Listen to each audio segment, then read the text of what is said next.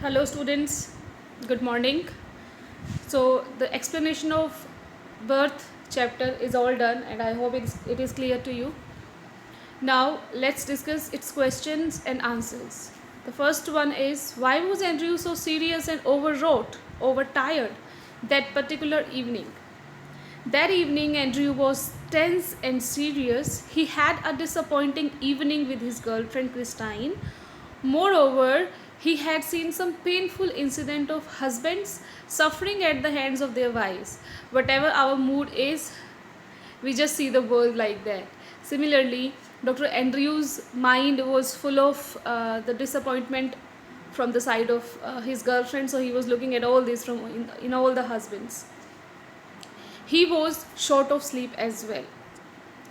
Next is, who was Joe Morgan? Why was he so tense and waiting anxiously for Dr. Andrew that night? Joe Morgan was in very much need of Dr. Andrew's help. His wife Suzanne was in labor. She was going to deliver their first child after 20 years of marriage. Joe and Suzanne were keen, excited to have the child delivered safely. So he stood waiting anxiously for the doctor. He wanted the doctor to come quickly and treat his wife. Next is, that night proved unusual and it influenced Dr. Andrew's whole future in Blenley. What miraculous thing happened that night? Dr. Andrew had first begun his medical practice in the mining town of Blenley. The successful handling of Mrs. Joe's case proved a turning point in his life. It was no less than a miracle that he had restored life in a stillborn baby, dipping it in cold and then warm water alternately. Besides satisfaction, this is the complete satisfaction of any profession. If you are successful at whatever the task is given to you, you are successful beyond anybody's imagination. It is purely a satisfaction. Moreover, he earned name and fame. He got popular that he is a doctor who had made that miracle happen. So he got very popular and famous. Now, long questions. I have done something. Oh God, I have done something real at last. Why does Andrew say this? What does it mean? What does the real work mean of a doctor? Doctor's work in reality is said to be saving lives, and he had done that. The young Dr. Andrew mentioned had done a commendable work. His exclamation is justified. Whatever he has exclaimed, I have done something, oh God, I have done something real, is justified.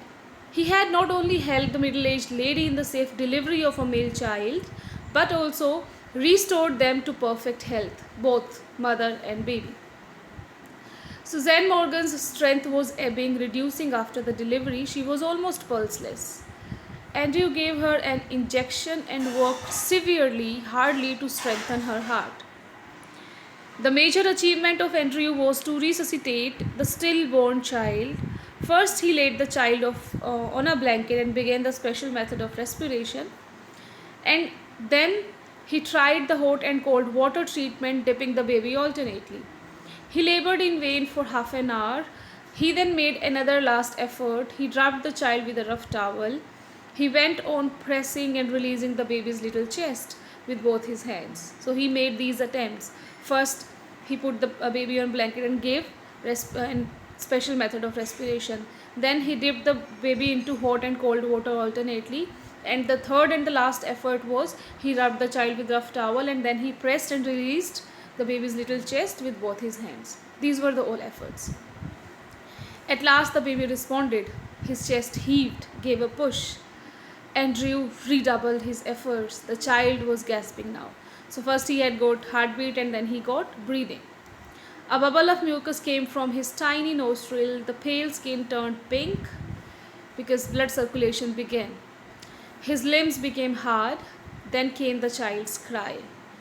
Andrew called upon God as witness of his act, which was no less than a miracle, because he was just doing it in a little house of Mrs. Morgan.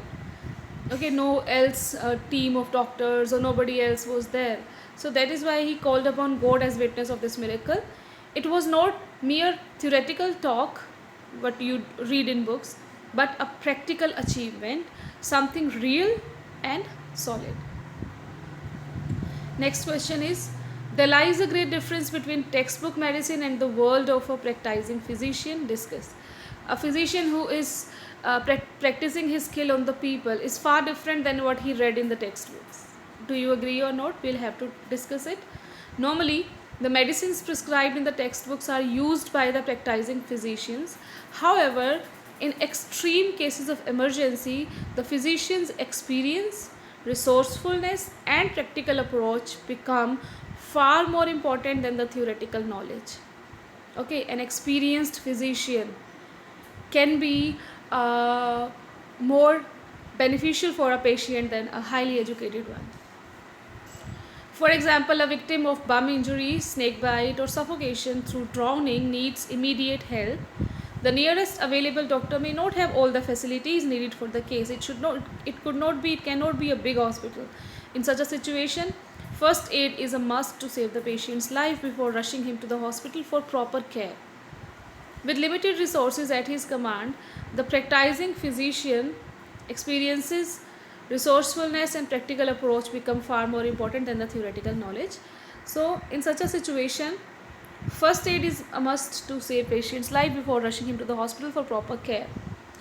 With limited resources at his command, the practicing physician exercises all his practical experience to control the damage to the minimum.